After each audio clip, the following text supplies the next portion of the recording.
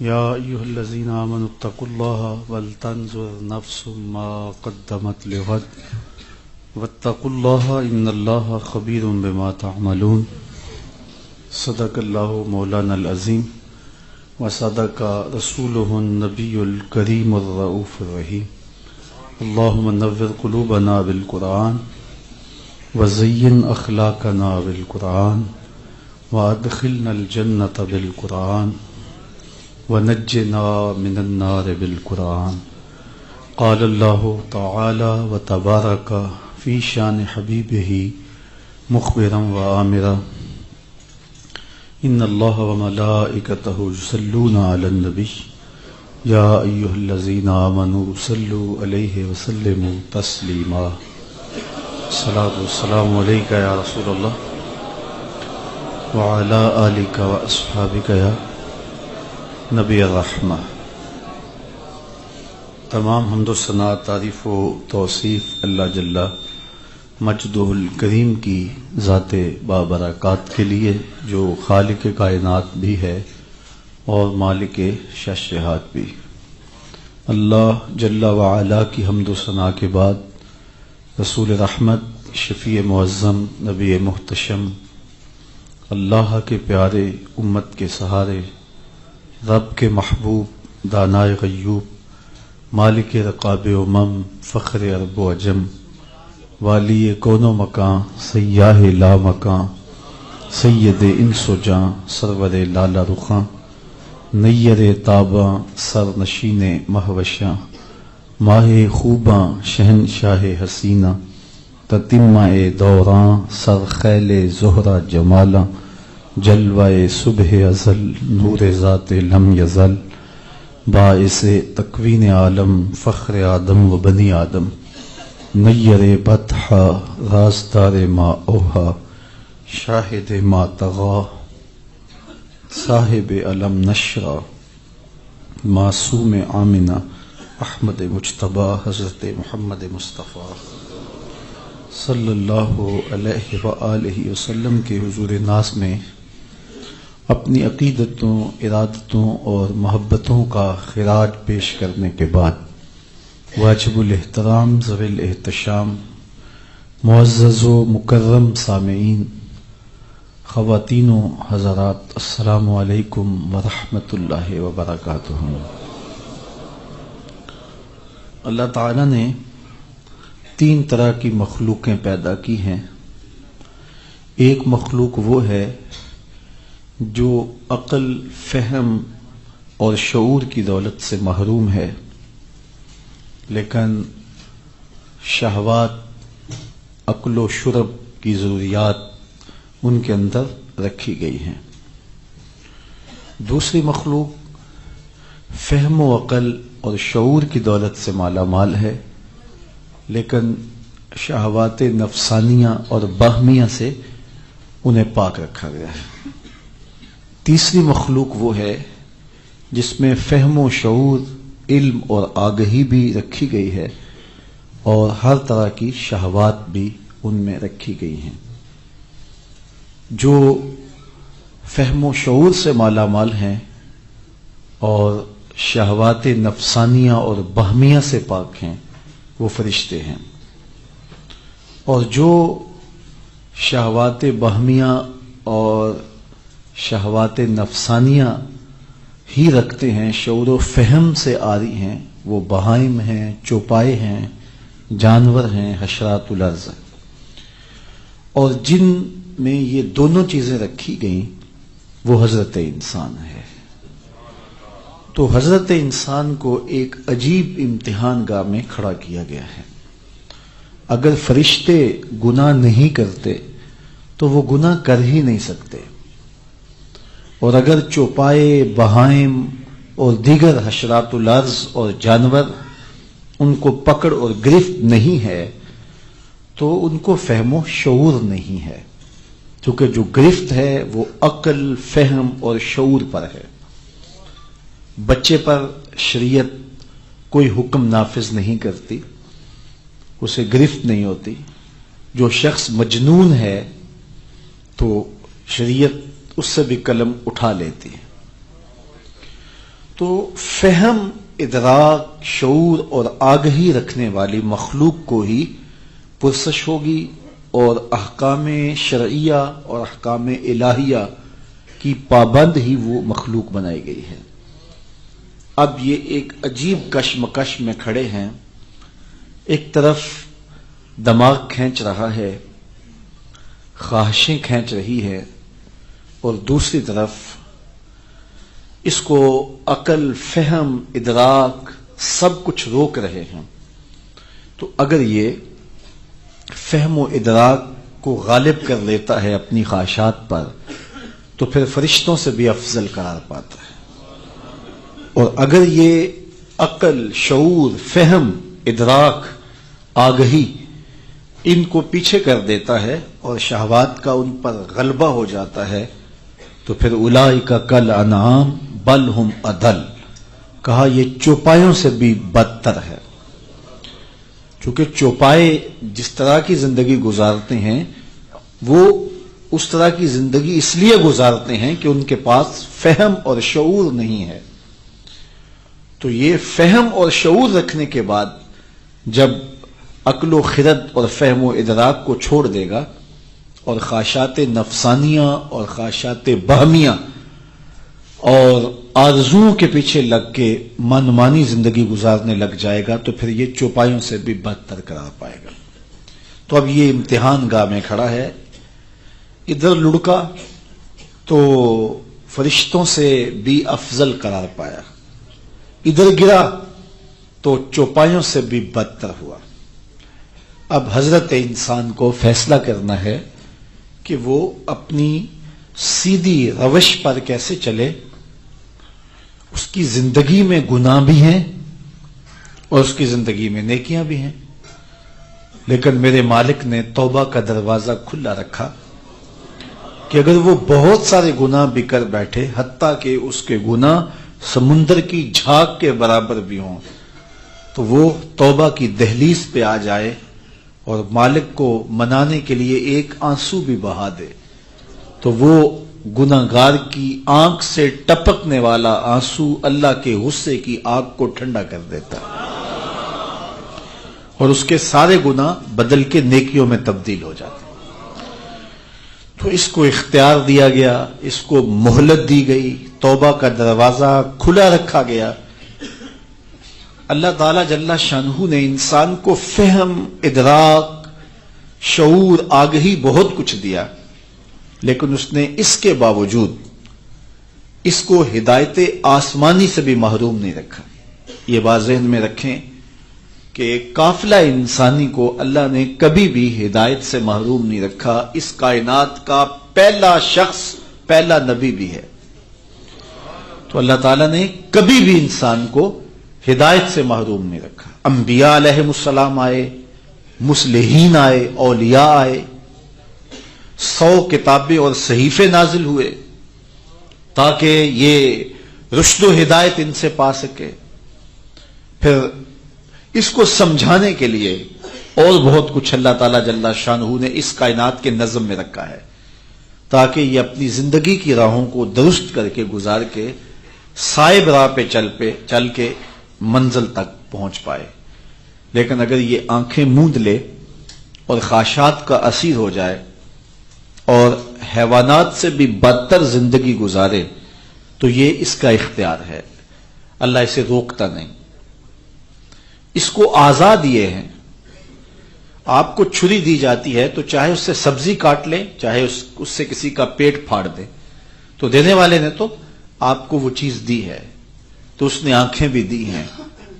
ان آنکھوں سے بدکاریاں بھی کی جا سکتی ہیں، ان آنکھوں کو شہوات سے بھی بھرا جا سکتا ہے، اور ان آنکھوں میں گنبد خضرا کو دیکھنے کے سپنے بھی پالے جا سکتے ہیں۔ تو خواہش تو اپنی اپنی ہے۔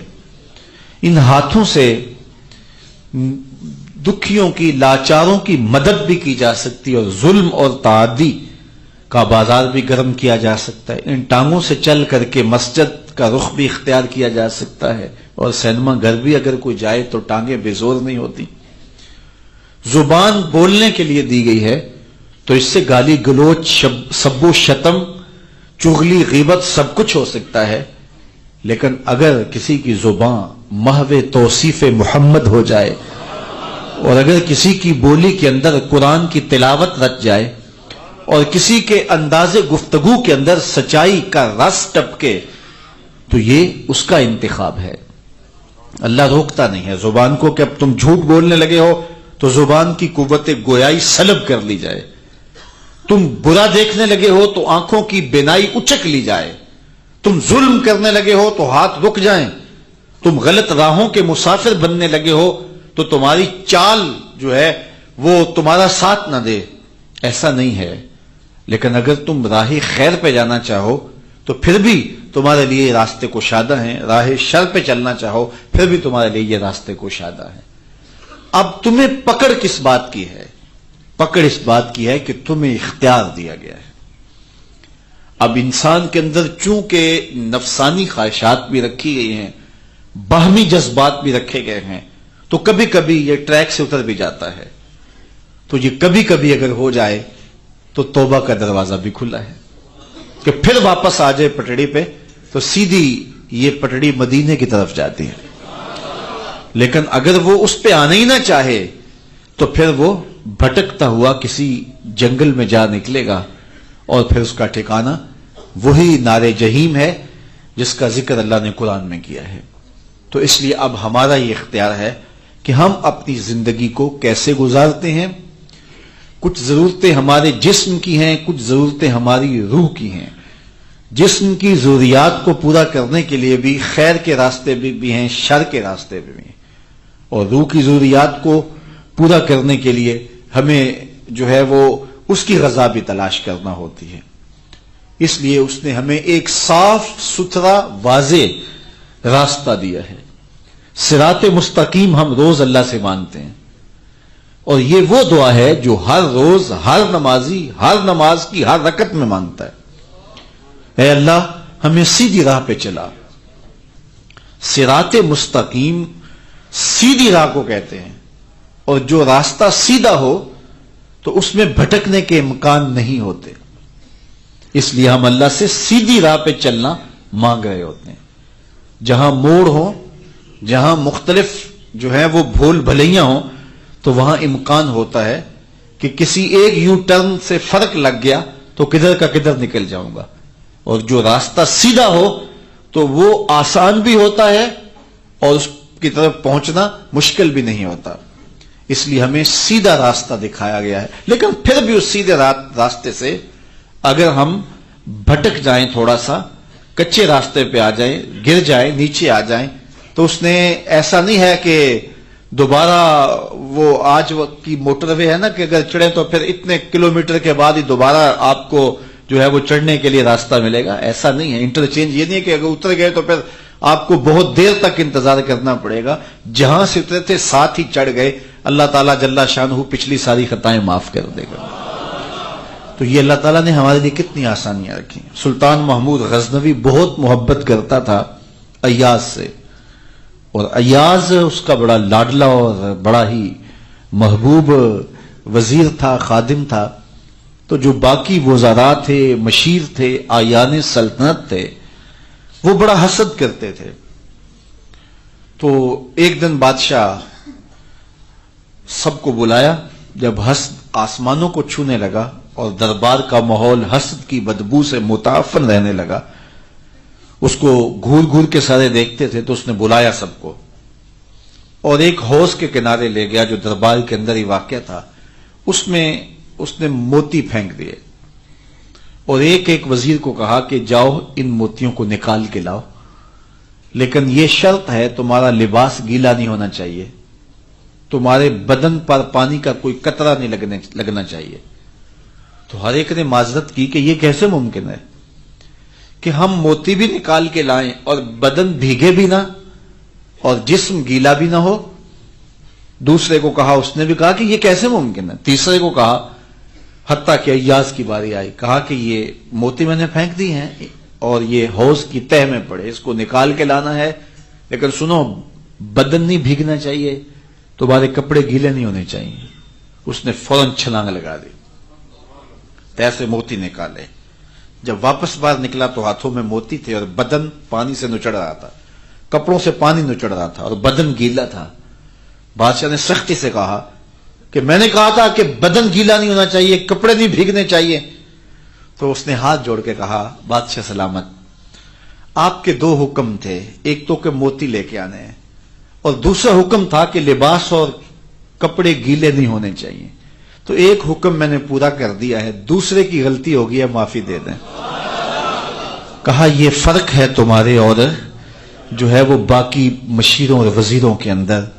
حضرت انسان کو اللہ نے اس دنیا پہ اتارا، یہاں حسن کی چمکتی بجلیاں بھی رکھی، یہاں شباب کو اجاڑنے والی دل فریب ادائیں بھی رکھی، یہاں اس نے دولت کے اندر بھی کشش رکھی، یہاں اس نے اقتدار کے اندر بھی جو ہے وہ دلوں کا میلان رکھا، یہاں گناہ کے اندر ایک قوت کشش رکھ دی، اور حضرت انسان کے اندر یہ سارے جذبات بھی رکھ دیے، یہ خواہشات کا جہان بھی اس کے اندر آباد کر کے پھر کہا موتی نکال کے لانے ہیں عمل کے، لیکن کپڑے نہیں بھیگنے چاہیے۔ تو خوش نصیب وہ لوگ ہیں جو موتی نکال کے حاضر ہوتے ہیں اور کہتے ہیں مالک جو کپڑے بھیگ گئے اس کی معافی چاہتا ہوں۔ تو اس کے حضور توبہ کرتے ہوئے جب واپس پلٹو گے، التائب من الذنب کمن لا ذنب لہ، حدیث میں آتا ہے کہ گناہ سے توبہ کرنے والا ایسا ہوتا ہے جس طرح اس کے دامن پہ کوئی گناہ ہے ہی نہیں ہے۔ بلکہ قرآن مجید میں اللہ تعالیٰ نے ایک مقام پہ فرمایا کہ ہم ان کے گناہوں کو بدل کے نیکیوں میں تبدیل کر دیتے ہیں۔ اور مجھے بتاؤ اگر یہ کوئی سودا ہے کہ گناہ بدل کے نیکیوں میں تبدیل کر دیتے ہیں، تو پھر جتنا بڑا گناہ گار توبہ کر کے مالک کی دہلیز میں آیا تو پھر وہ اتنا بڑا اللہ کی بارگاہ کے اندر مقرب بن گیا، کیونکہ اس کا کھاتا گناہوں کا بہت بڑا تھا، لیکن جب بدل کے نیکیوں میں وہ گناہ تبدیل ہوئے تو اتنے ہی پہاڑ اس کے نیکیوں کے بن گئے۔ حضرت عمر رضی اللہ تعالیٰ عنہ جا رہے تھے تو ایک شرابی نے ہاتھ میں شراب کی بوتل پکڑی تھی، تو جب اس نے موڑ کاٹا تو آگے فاروق اعظم دکھائی دیے، تو حضرت عمر کی ہیبت تھی، اس کا وجود تھر تھر کانپنے لگا اور دل ہی دل میں کہا مالک سچی توبہ کرتا ہوں، آج عمر کے قہر سے بچا لے، اور جلدی سے اس نے وہ بوتل بکل کے اندر چھپا لی۔ اتنے میں حضرت عمر بھی پہنچ گئے اور کڑک کے کہا کہ تیرے پاس کیا ہے؟ تو ڈرتے ہوئے حضور میرے پاس سرکہ ہے۔ اب تھی تو وہ شراب، تو حضرت عمر نے کہا نکالو، تو اب اس نے ڈرتے ڈرتے بوتل نکالی، واقعی سرکہ بن چکا تھا۔ تو جو خدا شراب کو سرکے میں بدلنے پہ قادر ہے، وہ گناہوں کو بدل کے نیکیوں میں بھی تبدیل کر سکتا ہے۔ حدیث میں آتا ہے کہ حضور علیہ السلام چند مواقع ہیں جن مواقع پر حضور کھل کے مسکرائے ہیں۔ حضور نے ساری زندگی کہا نہیں لگایا، کہا جس سے انسان کے حلق میں لٹکتا ہوا گوشت نظر آ جائے، لہوات اسے کہتے ہیں، جس سے وہ نظر آ جائے تو وہ کہا ہوتا ہے۔ تو ساری زندگی حضور نے کہا نہیں لگایا، حضور تبسم فرماتے تھے، اور تبسم جتنا میرے حضور فرماتے تھے کوئی نہیں کرتا تھا۔ اللہ اکبر، جس کی تسکین سے روتے ہوئے ہنس پڑے، اس تبسم کی عادت پہ لاکھوں سلام۔ تو حضور تبسم کرتے تھے، مسکراتے تھے، کہا بالکل نہیں لگایا، لیکن کہے اور تبسم کے درمیان، مسکراہٹ کے درمیان ایک کیفیت ہے دہک کی، ہنسنا، تو وہ حضور سے کبھی کبھی ظہور پذیر ہوا ہے، جس سے حضور علیہ الصلوۃ والسلام کی مبارک داڑھیں صحابہ نے دیکھی، نظر آئیں، انیاب حضور کی دکھائی دیں۔ تو ان مواقع میں سے ایک موقع یہ ہے کہ حضور نے فرمایا قیامت کے دن ایک شخص کا نامہ اعمال کھولا جائے گا، تو اسے کہا جائے گا اپنا نامہ اعمال پڑھ، تو وہ پڑھے گا تو بڑے بڑے گناہ ہوں گے اس کے نامہ اعمال میں، تو وہ اللہ سے حیا کرتے ہوئے، شرم کرتے ہوئے چھوٹے چھوٹے گناہ تو پڑھتا جائے گا، لیکن بڑے گناہوں کو چھوڑتا جائے گا، حتیٰ کہ جب وہ سارا نامہ اعمال پڑھ لے گا، اب وہ فیصلے کا منتظر ہوگا کہ میرا رب کیا فرماتا ہے۔ ادھر سے فرمان جاری ہوگا، میرے بندے یہ جو تو نے جتنے گناہ پڑے ہیں میں نے سب کو بدل کے نیکیوں میں تبدیل کر دیا۔ تو حضور فرماتے ہیں کہ جب یہ اس نے سنا نا تو وہ کہنے لگا اللہ ابھی تو میرے بڑے بڑے گناہ رہتے ہیں، میں نے پڑھے ہی نہیں ہیں۔ تو جب یہ بات حضور نے فرمائی تو فضحک النبی حتی بدت انیابہ، حضور اتنا مسکرائے کہ حضور کی داڑھیں صحابہ کو نظر آنے لگی، کہ پہلے وہ ان کو پڑھتا نہیں ہے اور جب یہ بتایا گیا ان کو بدل کے نیکیوں میں تبدیل کر دیا گیا، کہتا اللہ ابھی تو بڑے بڑے گناہ رہتے جو میں نے پڑھے ہی نہیں ہیں۔ تو وہ گناہ بدل کے نیکیوں میں تبدیل کرتا ہے جب وہ چاہے اپنے بندے کے لیے اس نے راستے رکھے ہوئے ہیں۔ وہ کتنا کریم ہے، 70 مائیں زندگی بھر اتنا پیار نہیں کر سکتی جتنا اس کی ایک نظر میں پیار ہے۔ تو بندہ اس کی دہلیز چھوڑ کے بھاگ جائے تو اس سے بڑا بدبخت کون ہو سکتا ہے؟ کتنے بھی گناہ کیوں نہیں کیے، کتنی بھی خطائیں کیوں نہیں کی، توبہ کا دروازہ بند نہیں ہوا، سورج مغرب سے طلوع نہیں ہوا۔ تو آئیے ہم اس کے حضور حاضر ہو جائیں، جھولی پھیلائیں، خیرات مانگیں، ماتھا رگڑیں، پیشانی رگڑیں، اس کے حضور سجدہ ریزیاں کریں، اس سے معافی مانگیں اور اس کے حضور عرض گزار ہوں۔ پھر دیکھنا کہ اس کی رحمتیں کتنا جوش دکھاتی ہیں اور بندے کے سارے گناہ دھل جاتے ہیں۔ جب بندہ گناہ کرتا ہے تو اس کے گناہ کے 4 گواہ پیدا ہوتے ہیں۔ سب سے پہلا تو اس کے اعضائے بدنیاں گواہ ہوتے ہیں۔ قیامت کے دن زبان کو تالا لگا دیا جائے گا، ہاتھ بولیں گے، زبان بولے گی، ہاتھ بولیں گے، پاؤں بولیں گے، اعضائے بدنیاں بولیں گے۔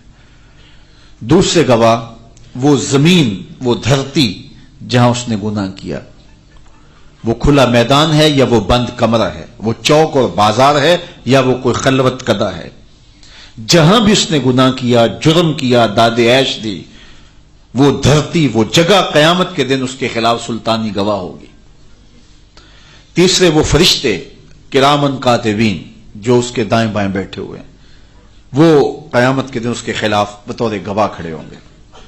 اور چوتھے وہ نامہ اعمال کے اندر لکھا ہوا ثبوت، جو ہم کر رہے ہیں وہ فرشتے لکھ رہے ہیں، اعمال خیر بھی لکھ رہے ہیں، اعمال بد بھی لکھ رہے ہیں۔ تو جب گناہ کیا جاتا ہے تو ان کے اندر گناہ لکھ دیا جاتا ہے۔ تو یہ 4 گواہ ہیں، ناقابل تردید گواہ، اور قیامت کے دن ان کے خلاف کون اٹھ کھڑا ہوگا؟ وہاں تو کسی کو رشوت نہیں دی جا سکتی، وہاں تو کسی منسٹر کا فون نہیں کروایا جا سکتا، وہیں تو کوئی رشتہ دار ہے اور وہ سیکرٹری ہے اور وہ کام نہیں آ سکتا، یہاں تو کوئی کچھ نہیں ہو سکتا، عدالتیں نہیں خریدی جا سکتی، وہاں تو اللہ کی پولیس نہیں بکتی۔ تو وہاں تو پھر گواہ جب آئیں گے تو پھر کوئی چارہ نہیں ہوگا۔ لیکن اگر کوئی بندہ اس دنیا پہ توبہ کر لیتا ہے، اللہ نامہ اعمال سے وہ لکھے ہوئے گناہوں کو مٹا دیتا ہے، فرشتوں کی یادداشتوں سے وہ محو کر دیتا ہے۔ جس جگہ پہ داد عیش دی تھی، جرم کیا تھا، گناہ کیا تھا، وہ زمین سے وہ محو کر دیا جاتا ہے اور اعضائے بدنیاں سے بھی محو کر دیا جاتا ہے۔ اور جب قیامت کے دن ہوگا تو کہیں بھی اس کا نام و نشان بھی نہیں ہوگا جو اس نے گناہ کیے ہیں، اگر اس نے سچی توبہ کر لی۔ اللہ تو خوش ہوتا ہے کہ میرا بندہ میرے حضور آئے اور توبہ کرے۔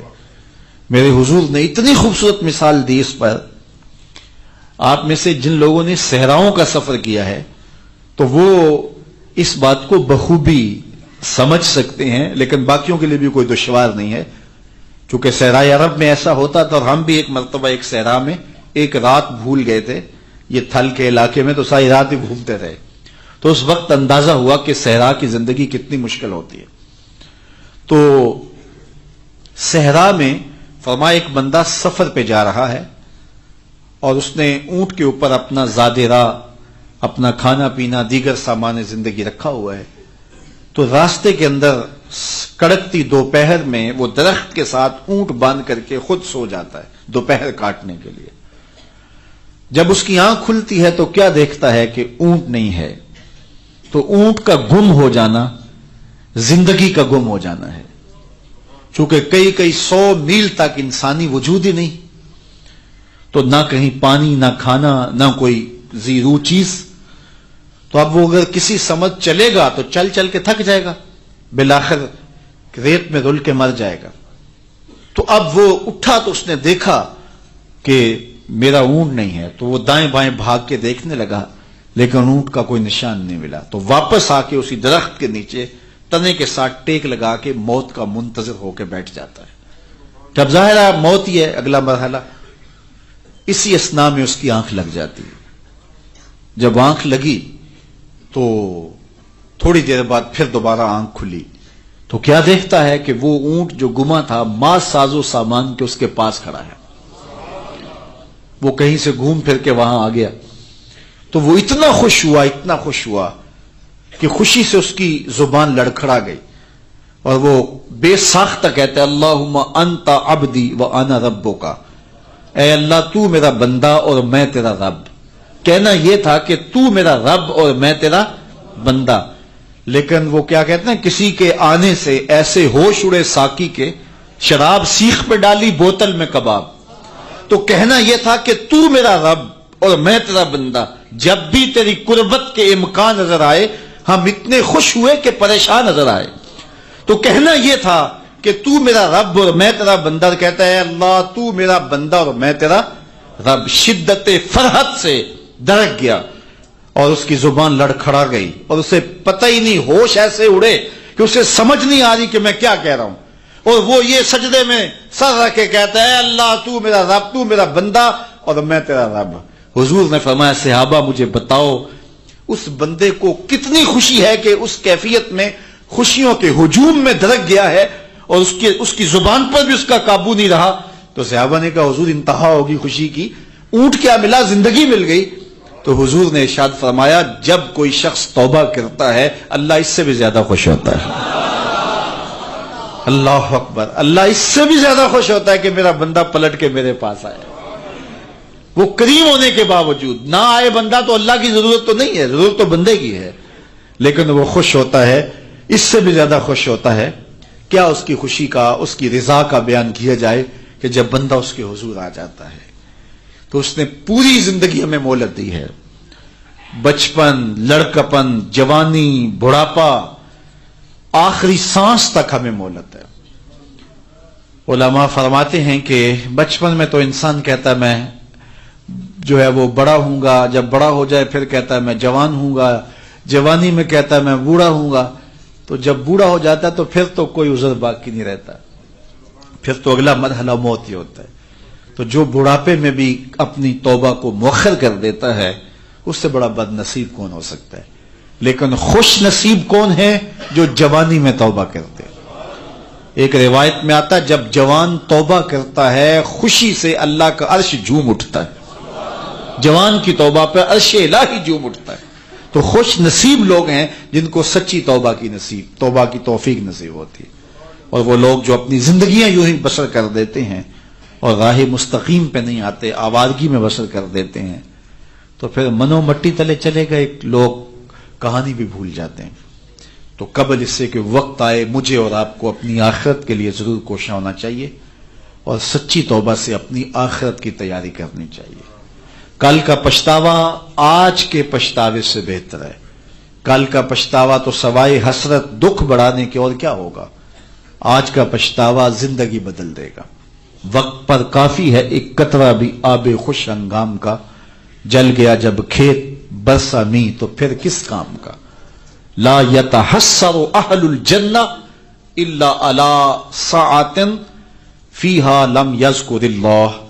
ایک روایت میں آتا ہے کہ اہل جنت میں جا کر ایک حسرت ان کے دل میں ہوں گی.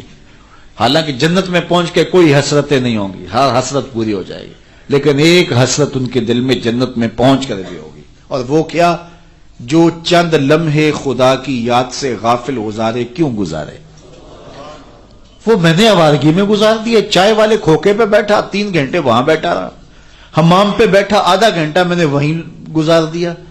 یار میں نے وہ درود پڑھا ہوتا, میں نے وہ ذکر کیا ہوتا, میں نے وہ تلاوت کی ہوتی, تھڑے پہ بیٹھ کے وقت گزار دیا, کیوں گزارا.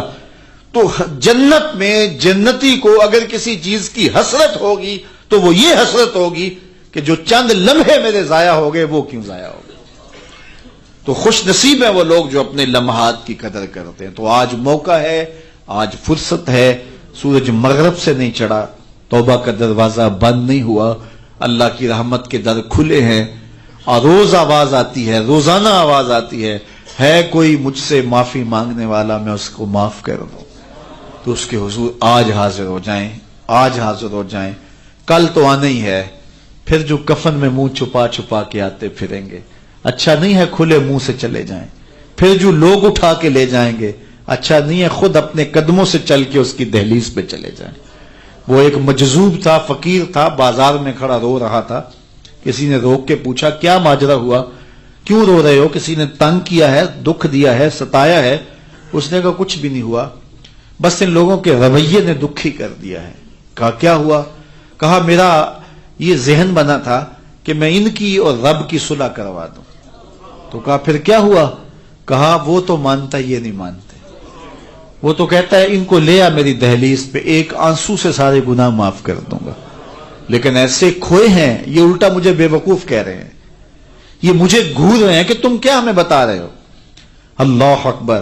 تو وہ تو مانتا ہے لیکن یہ نہیں مانتے۔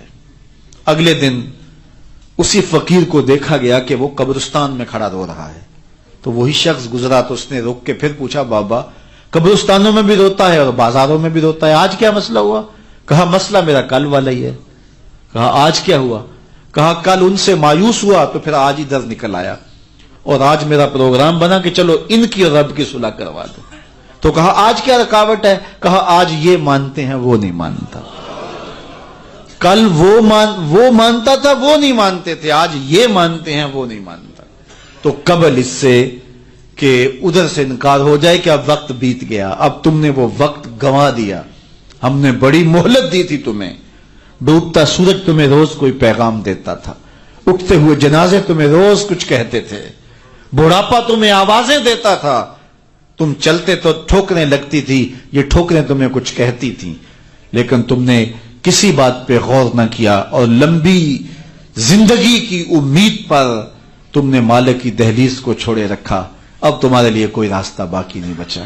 تو قبل اس سے کہ وہ وقت آئے کوئی حجت باقی نہ رہے، زندگی کے جو 4 دن مجھے آپ کو میسر ہیں، ہم اللہ کے حضور سچی توبہ کریں۔ توبہ کی شرائط 3 ہیں۔ پہلی شرط یہ ہے کہ جو گناہ کیا ہے اس پر ندامت، دوسرا یہ ہے کہ اس کو ترک کرنے کا پختہ عزم مصمم، یعنی یہ جو گناہ کیا ہے اس کو ترک کر دے، اور پھر جو کیا ہے اس پر ندامت، اور تیسری چیز یہ ہے کہ آئندہ اس کو کبھی بھی نہیں کروں گا۔ اگر یہ 3 شرطوں کے ساتھ کوئی اللہ کے حضور حاضر ہو جاتا ہے تو وہ سچی توبہ ہے۔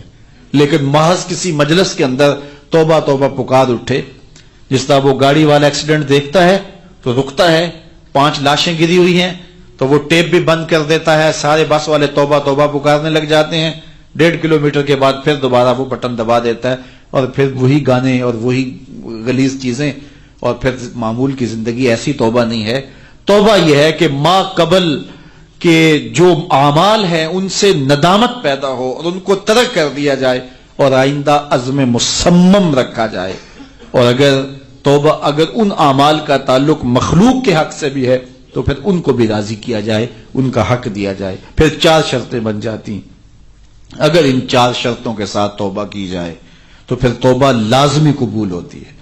حضرت داتا گنج بخش علی حجویری علیہ رحمہ کشف الماجوب کے اندر ایک بزرگ کا قول لائے ہیں کہ جس نے توبہ کی اللہ نے اس کو قبول کر لیا، لیکن پھر ایک بزرگ کا قول اس کی مخالف لائے ہیں کہ وہ فرماتے ہیں ایسا نہیں کہ جس نے توبہ کی اللہ نے اس کو قبول کر لیا، جس کو قبول کرنا تھا اللہ نے اس کو توبہ کی توفیق دے دی۔